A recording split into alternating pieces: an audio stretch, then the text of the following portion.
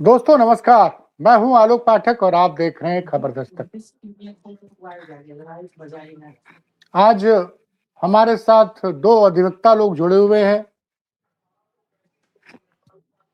एक सर्वेश सिंह जी हैं जो समाजवादी पार्टी अधिवक्ता संघ के महामंत्री हैं, अगर मैं सही बोल रहा हूं तो, या उपाध्यक्ष जो भी और विवेक पांडे जी हैं जो सपा के प्रवक्ता हैं।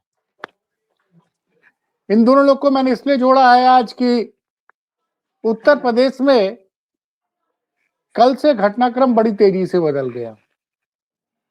पहले तो कल सुबह खबर आई कि समाजवादी पार्टी के प्रवक्ता मनोज यादव गायब है। बाद में पता चलता कि उनकी गिरफ्तारी हो गई है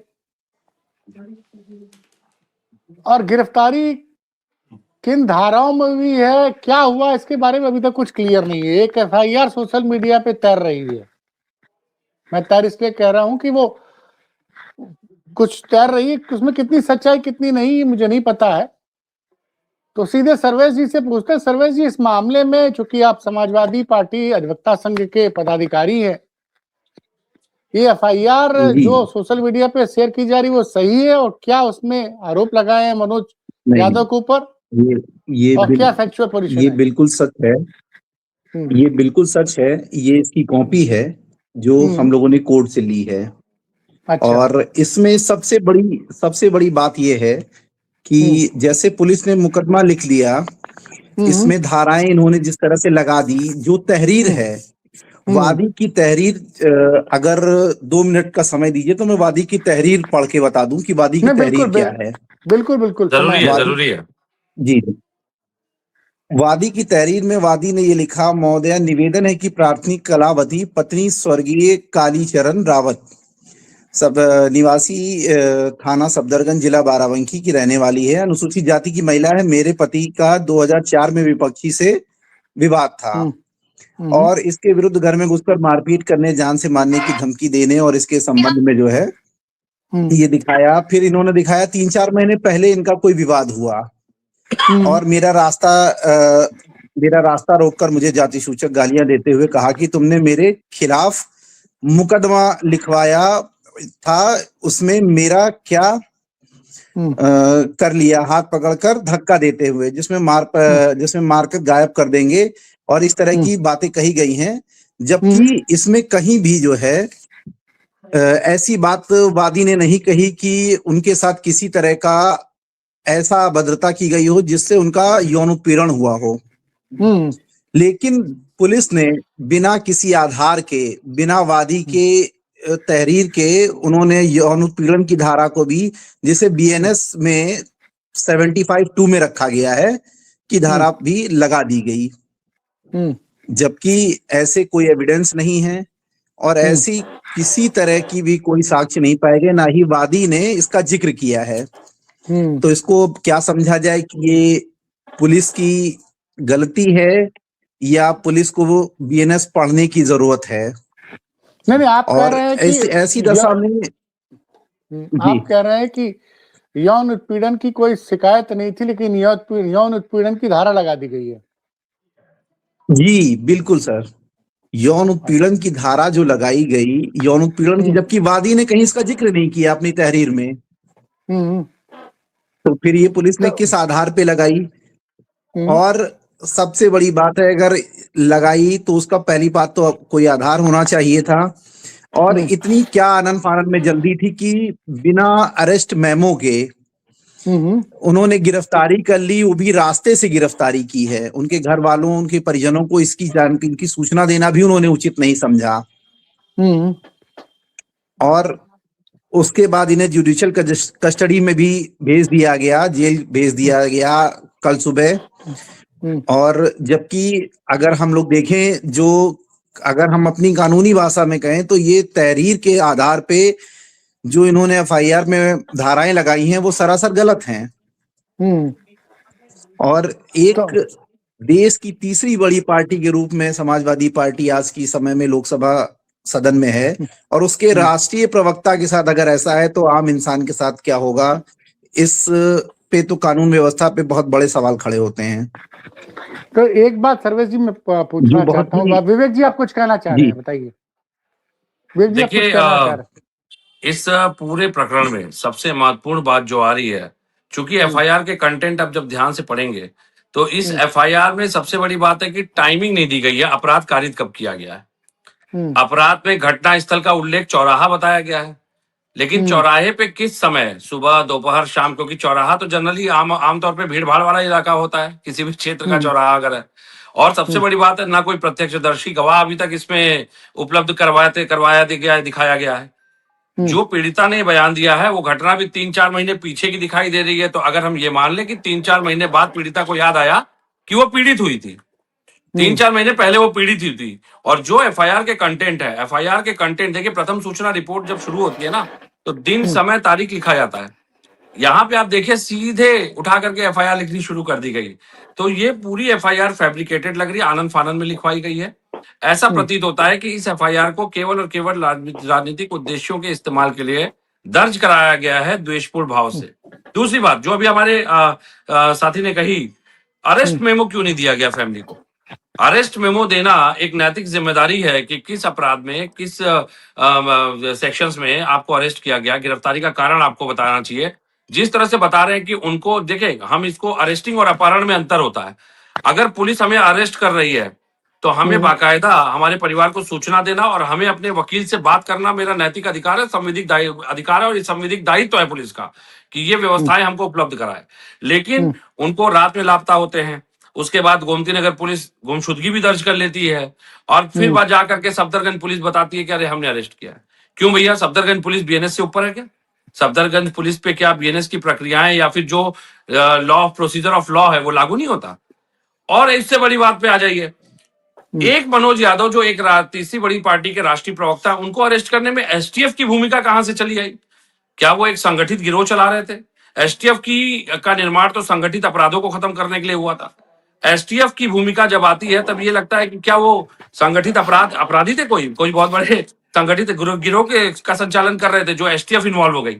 जिस तरह से मामले को दिखाया जा रहा है, जिस तरीके से बताया जा रहा है कि उन्होंने उसके साथ छेड़छाड़, शील भंग, जब पीड़िता ने उस घटना में अपने शिकायती प्रार्थना पत्र में ही उसका उल्लेख नहीं किया, तो पुलिस ने ये धाराएं कैसे और किस आधार पर लगाई?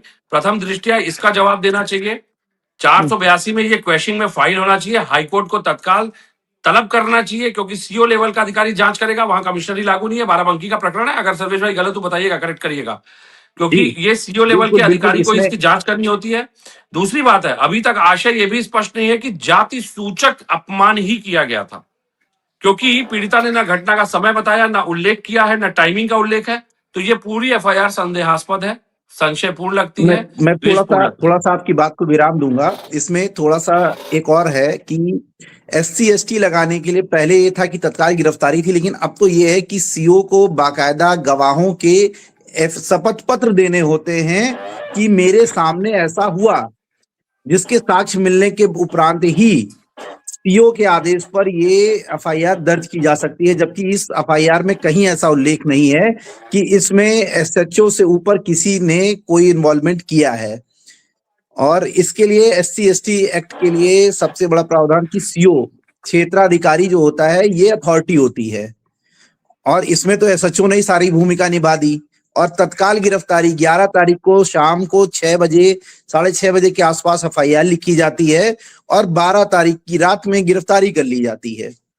इतना एक्टिव पुलिस है। अब देखिए, वो भी एक सम्मानित व्यक्ति के लिए जो हर रोज न्यूज चैनल पे, किसी न किसी राष्ट्रीय न्यूज चैनल पे मौजूद पाए जाते हैं, तो वो कई ऐसे संदिग्ध भी नहीं कि जिनको इस तरह से गिरफ्तारी की जाए।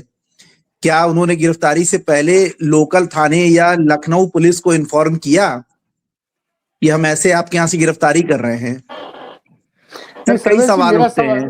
मेरे सवाल ये है कि आप चूंकि अधिवक्ता भी हैं, समाजवादी पार्टी के अधिवक्ता सेल के आप पदाधिकारी भी हैं, तो आप लोगों ने कोर्ट में कल क्या किया? मेरा मतलब सीधा सवाल है, जब पता चल गया गिरफ्तार कर लिया गया है, तो कोर्ट में क्या आप लोगों ने पता करने की कोशिश नहीं की किस धारा में गिरफ्तार?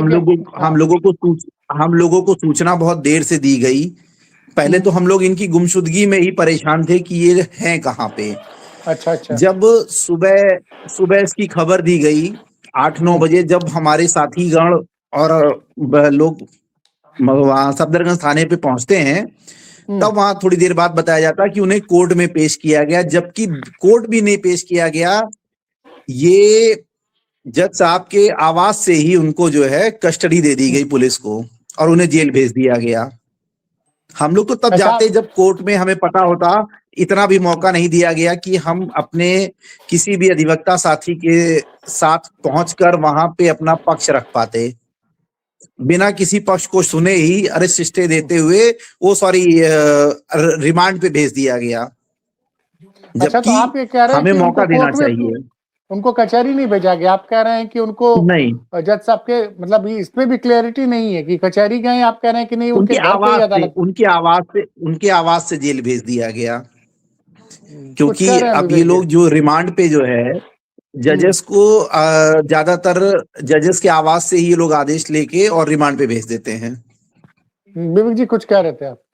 जबकि देखिए, इसमें एक बात आनी बहुत जरूरी है। जिस तरह की ये एफआईआर है, मजिस्ट्रेट ने किस आधार पे इनको रिमांड दी, सबसे पहले तो ये बहुत संशयपूर्ण है, क्योंकि इन पर्टिकुलर एफआईआर के बेस पे जहां पे सेक्शंस ही अप्लाई नहीं हो रहे हैं, जहां सेक्शंस कंप्लाई नहीं हो रहे हैं, एफआईआर में त्रुटियां हैं, इन त्रुटियों के आधार पे भी रिमांड ग्रांट कर देना, ये बहुत ही हास्यप्रद और संशयपूर्ण है। इसमें कहीं ना कहीं मजिस्ट्रेट के ऊपर प्रशासनिक दबाव, या जो अभी हाईकोर्ट ने भी कहा था कि पुलिस के अधिकारी दबाव बनाते हैं, उस तरह की मुझे संदेहास्पद स्थिति प्रतीत होती है। और सबसे बड़ी बात यह है कि इस पूरी एफआईआर को मैं वही लगातार 2 बार 5 बार मैं पढ़ के देख रहा हूं। पीड़िता का कहना है कि उसका बेटा लखनऊ में रह करके गाड़ी चलाता है और उसके लड़के को लेकर के धमकी दी गई कि उसको गायब करवा दिया जाएगा, जान से मार दिया जाएगा। अब फिर विपक्षी एक राजनीतिक व्यक्ति है, प्रार्थनी व प्रार्थनी के इकलौते पुत्र वीरेंद्र गुड्डू के परिवार को जान का खतरा बना रहता है। अतः श्रीमान जी से निवेदन है, प्रार्थनी की रिपोर्ट लेकर कानूनी कार्रवाई करने की कृपा करें, श्रीमान जी की महान कृपा होगी, फला फला फला। मेरा ये कहना है कि इस एफआईआर में, और 3-4 माह पूर्व जब विपक्षी द्वारा सफदरगंज चौराहे के पास रास्ता रोककर जाति सूचक गालियां दी गई, तो ये बताइए कि अगर किसी को जाति सूचक गालियां दी जाएगी तो ये तो मानवीय आचरण है। आप एफआईआर तत्काल करेंगे कि 4 महीने बाद, 3 या 4 महीने, वो भी स्थिति स्पष्ट नहीं है। बात यहाँ पे यह है कि अगर सीओ स्तर के अधिकारी को जांच करनी थी तो उसने अग्रिम जांच क्या की? इसमें अग्रिम जांच अगर उसने करके संस्तुति नहीं की, और मुझे लगता है कि आपको तो पता ही होगा सरोज भाई, विद एफिडेविट इसको बयान को देना होता है। विद एफिडेविट अगर सीओ ने इस बयान को प्रस्तुत नहीं किया और उसके बाद भी रिमांड ग्रांट हुई, तो इसमें काफी टेक्निकल कमियां हैं, इसमें जुडिशियल खामियां हैं, इसमें प्रोसीजर ऑफ लॉ को फॉलो नहीं किया गया है। और सबसे बड़ी बात है, मुझे लगता है कि हाईकोर्ट को डेफिनेटली इस केस का संज्ञान लेना चाहिए कि कैसे विपक्षी दलों को संस्थाओं का दुरुपयोग करते हुए केवल और केवल परेशान किया जा रहा है। मैं आपको गारंटी देता हूं, अगर ये प्रकरण 482 में हाईकोर्ट आएगा तो 100% 2 या 3 पुलिसकर्मी सस्पेंड होंगे और कुछ की नौकरी भी जाएगी। ये आप लिख के ले लीजिए। जबकि सुप्रीम कोर्ट का साफ आदेश अभी जल्दी ही हुआ था कि कोई भी फर्जी अगर मुकदमा दर्ज होता है तो उसके मुकदमा दर्ज कराने वाले के खिलाफ भी, दर्ज करने वाले और कराने वाले दोनों के खिलाफ। और इसमें तो इतनी खामियां हैं कि अगर इसको पढ़ लिया जाए तो इसका मतलब है कि इसमें पुलिस की भूमिका क्या है। ये तो इसके लिए तो या तो इन्हें बीएनएस पढ़ाया जाए या फिर हम अधिवक्ताओं को बाकायदा अपॉइंट किया जाए कि हम लोगों से सलाह लेके जो है तब ये धाराएं लगाएं, वरना तो ऐसे तो आज ये इतने सम्मानित व्यक्ति के साथ ऐसा है तो आम जनता के साथ क्या हाल होता होगा। तो बड़ी शर्मनाक घटनाएं हैं। ये बताइए कि अभी आप लोग इनकी बेल के लिए सर्वेश जी डिस्ट्रिक्ट कोर्ट को अप्लाई करेंगे या फिर हाई कोर्ट जाएंगे? हम लोग तो पहली कोशिश ये करेंगे कि हम एफआईआर क्वेश्चनिंग में चले जाएं कि ये एफआईआर ही गलत तरीके से हुई है। अच्छा जी, तो एफआईआर क्वेश्चनिंग सीधे आप डिस्ट्रिक्ट कोर्ट जाएंगे, सीधे हाई कोर्ट जाएंगे? नहीं, हम हाई कोर्ट, एफआईआर क्वेश्चनिंग के लिए तो हमें हाई कोर्ट आना है। तो अभी तक क्या मतलब, चूंकि आप तो पार्टी के अधिवक्ता संघ के पदाधिकारी है, कुछ आप लोग की बातचीत हुई है अंदर से, क्या होना है क्या नहीं होना है?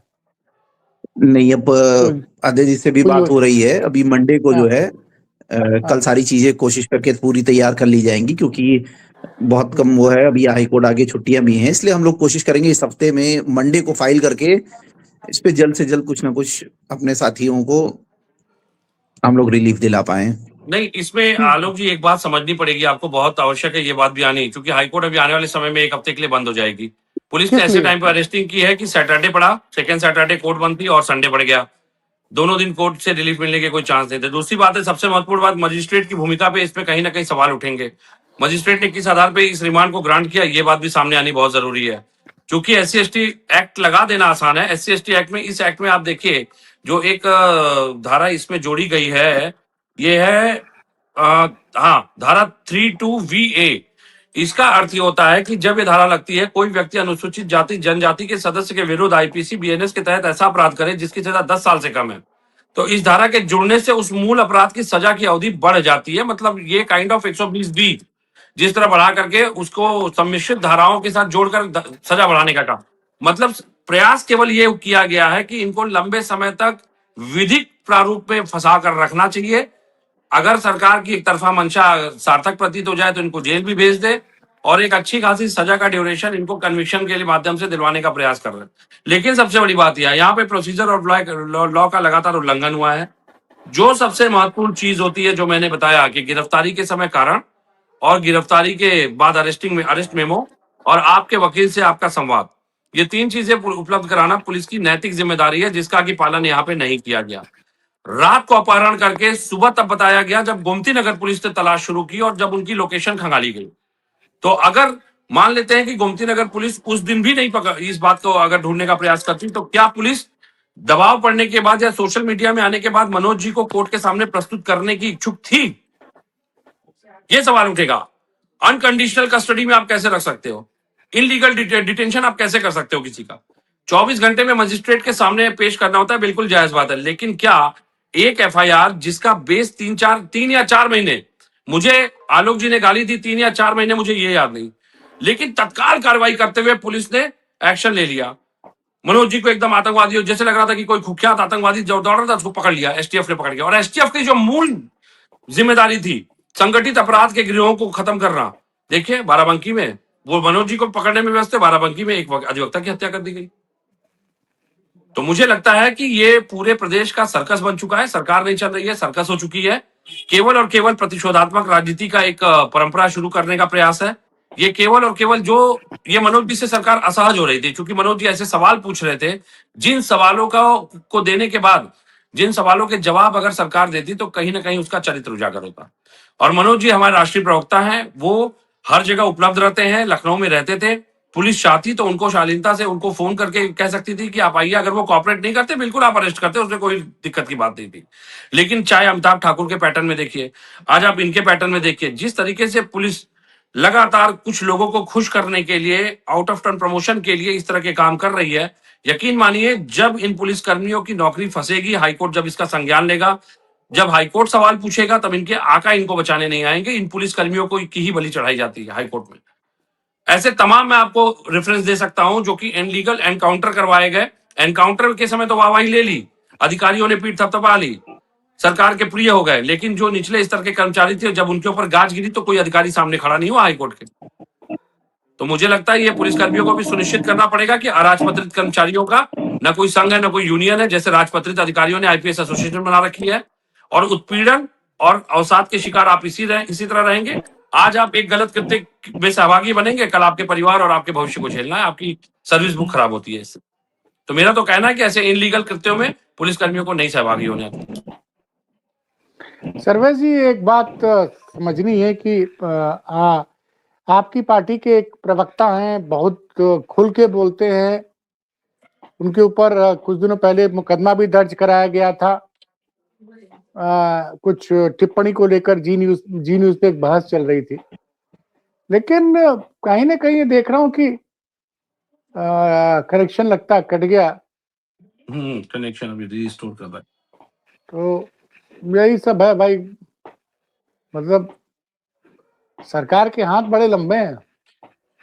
नहीं, सरकार के हाथ नहीं सर, नीयत बहुत छोटी है। नहीं, सरकार चूंकि अपने नीयत बहुत छोटी है। हम आप बात कर रहे हैं तो नेटवर्क भी, इसमें भी कोई कृपा है लगता है सरकार की। डिजिटल इंडिया है, फेल है, देख लीजिए सामने है। डिजिटल इंडिया के दावे बड़े बड़े होते हैं, लेकिन अब वो है सामने है। सरकार की देखिए नीयत बहुत छोटी है। सबसे बड़ी बात है सरकार नहीं चला रही है। सरकार ऐसा लग रहा है कि अपने कुछ विशेष उद्देश्यों को कारित करने के लिए कार्य कर रही है। मुझे लगता है जो सवाल पूछेगा उसको जेल भेज देना अगर परंपरा है। अच्छा सर्वेश जी ये जी। बताइए कि जो सब कुछ आपके सामने है और हाई कोर्ट सिर्फ टिप्पणी पर टिप्पणी करता है। हाई कोर्ट ने टिप्पणी कर दी चीफ सेक्रेटरी को और डीजीपी और एडिशनल चीफ सेक्रेटरी को। ये लोग वीडियो कॉन्फ्रेंसिंग के जरिए, एक नया तरीका आ गया है कि साहब लोग वीडियो कॉन्फ्रेंसिंग के जरिए हाई कोर्ट में प्रस्तुत होते हैं, उपस्थित होते हैं कि भाई उन्होंने टिप्पणी की कि भाई पुलिस वाले जो है जुडिशरी को प्रभावित करने का प्रयास करते हैं, अपने हिसाब से फैसले लेना चाहते हैं। पहला तो ये टिप्पणी। दूसरा ये टिप्पणी की हाफ एनकाउंटर की जो प्रवृत्ति है प्रमोशन के लिए और मीडिया कवरेज के लिए, लोकप्रियता पाने के लिए लोग हाफ एनकाउंटर कर रहे हैं। हाई कोर्ट क्यों नहीं स्पष्ट संदेश दे रही है? टिप्पणी कर देते, टिप्पणी सुन लेते, चल देते हैं। ये थोड़ा इस विषय से अलग हटके सवाल है, लेकिन आप चूंकि वकील है तो समझना चाहता हूं कि हाई कोर्ट की टिप्पणी आ जाती, मीडिया में चर्चा हो जाती, लोग, जनता बहुत खुश हो जाती है कि अरे हाई कोर्ट ने जो है वो टिप्पणी की। अरे टिप्पणी का असर कुछ पड़ता दिख नहीं रहा। अब भले इस केस को ही ले लीजिए। सर्वेश जी आपको आवाज आ रही है हमारी? जी सर, जी बोलिए, अब आ रही है। आप नहीं तो ये जो हाई कोर्ट टिप्पणी कर देता है, सिर्फ कोई एक्शन नहीं ले रहा हाई कोर्ट ने टिप्पणी कर दी कि जिला लेवल के पुलिस अधिकारी जो डिस्ट्रिक्ट लेवल के सीजीएम लेवल के जजेस को प्रभावित करना चाहते हैं, या फिर दूसरी टिप्पणी कर दी कि प्रमोशन और तमाम चीजों के लिए हाफ एनकाउंटर की प्रवृत्ति जो है ये गलत है। अब जैसा कि एक प्रवृत्ति चली आ रही है कि अब ये जुडिशल सिस्टम में भी ऐसा ही हो चुका है कि जो सरकार के नजदीक, जो सरकार के लिए जितनी अच्छी बटरिंग करेगा उसको उतना अच्छा प्रमोशन दिया जा रहा है। क्योंकि ये तो जजेस का जो सिलेक्शन है वो तो कोलेजियम सिस्टम से हो रहा है, तो उसमें तो कहीं कहीं अब कौन किसका फेवर में बैठ जाता है वो तो सोचते हैं मैं अपना कैसे एहसान चुका दूं, थोड़ी सी बात ऐसी भी आ जाती है। तो शायद इसलिए भी ऐसा हो रहा है। अगर इस पे हाई कोर्ट थोड़ा सा सख्त हो जाए तो शायद ये जो पुलिस की इस तरह की आने वाली जो कमियां हैं या जिस तरह से ये लोग मनमानी कर रहे हैं इसको रोका जा सकता है। ये आपने बिल्कुल सच कहा। लेकिन बस अब भाई वो लॉर्डशिप है, अब उनके आगे तो हम लोग अपनी बात रखते हैं, सारा निर्णय तो उन्हीं के पास है। नहीं, मेरा मानना है, आप बता रहे हैं कि आप बता रहे हैं कि मनोज जी के गिरफ्तारी के मामले में तमाम कानूनों का पालन नहीं किया गया है। बिल्कुल समाजवादी पार्टी पूर्व में नेहा सिंह राठौर जी और एक यूट्यूबर के लिए सीधे सुप्रीम कोर्ट पहुंच गई थी, कपिल सिब्बल को उन्होंने खड़ा कर दिया था। तो क्या अपने प्रवक्ता के मामले में लेकर क्या आपकी पार्टी इसमें कपिल सिब्बल को लेकर सुप्रीम कोर्ट भी जा सकती है? अब सर ये तो हमारे माननीय राष्ट्रीय अध्यक्ष जी का फैसला होगा। इसके लिए तो आगे चर्चा होगी, हम लोग अपनी बात राष्ट्रीय अध्यक्ष जी के सामने भी रखेंगे। जैसा उनका निर्णय होगा उसका हम लोग पालन करेंगे। आप लोग बात रखेंगे? जी, हम लोग अपनी बात रखेंगे माननीय राष्ट्रीय अध्यक्ष जी से। बाकी निर्णय तो वो ऊपर से ही आएगा। हम लोग को जो निर्देश मिलेगा हम लोग उसका पालन करेंगे। तो चलिए सर, देखिए दर्शकों, जो विद्वान वकील लोग उन्होंने पूरा मनोज जी के केस के बारे में सारे पक्ष समझा दिए हैं और समाजवादी अधिवक्ता संघ के पदाधिकारी सर्वेश सिंह का कहना है कि हम इस मामले में मनोज जी को बचाने के लिए हर पक्ष अखिलेश जी के सामने रखेंगे। वो सुप्रीम कोर्ट तक भी जाने की बात कर रहे हैं। देखते हैं इस मामले में अखिलेश जी क्या करते हैं और सोमवार को कोर्ट खुलता है तो मनोज जी को राहत मिलती या नहीं मिलती है। इस विषय पर, मनोज यादव की गिरफ्तारी पर हम लगातार कवरेज करते रहेंगे, लगातार अधिवक्ताओं का पक्ष आपके सामने लाते रहेंगे। भले मीडिया उनकी खबर न कवर करे, लेकिन हमारा ये वादा है खबर दस्तक का, क्योंकि मनोज यादव जी हमारे चैनल पे लगातार बैठते थे और दर्शक उनको बड़ी संख्या में देखते थे। तो अगर मनोज यादव ने कोई गलत किया है तो उनको बिल्कुल सजा मिलनी चाहिए, लेकिन गलत नहीं किया है तो उनको सिर्फ इसलिए ना प्रताड़ित किया जाए क्योंकि वो मजबूती से सवाल पूछते हैं। एफआईआर के मजबूती से कंटेंट अगर सर गलत नहीं होते तो हम ये मान भी सकते थे, लेकिन इस एफआईआर के कंटेंट, पुलिस की कार्रवाई, टाइमिंग, प्रोसीजर और लैक ऑफ एविडेंस जो इशारा कर रहे हैं वो ये स्पष्ट रूप से है कि सरकार ने पूर्वाग्रह से ग्रसित मानसिकता से केवल फंसाने का काम किया है। तो ठीक है, फिर हम आगे भी सर्वेश जी से और विवेक जी से जुड़ेंगे। सर्वेश जी आपने जो जानकारी दी, विवेक जी आपने जो जानकारी दी, उसके लिए बहुत बहुत धन्यवाद। जी धन्यवाद।